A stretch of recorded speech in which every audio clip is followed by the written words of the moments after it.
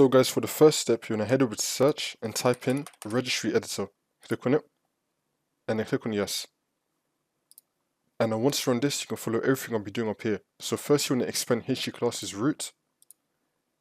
And now you want to type in MSI on your keyboard, which will then bring you down to msi.package. Now you want to expand msi.package. And now you want to expand shell. And then once you expand shell, you want to right click on shell, and then click on new, and then click on key. You want to name this as run as, and click on enter.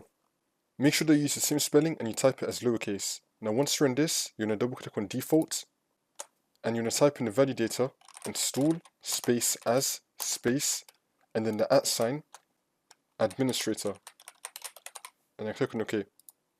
And then once you've done that, now you're going to right click on run as, and then click on new, and then click on key. You're going to name this command, and click on enter. And then once you're in the command folder, you're going to double click on default. I'm going to be leaving something down below in the description that you want to copy and paste into here. So it's going to be this one, the msiexec. Copy and paste all of this, and then paste it right here in the validator, and then click on OK.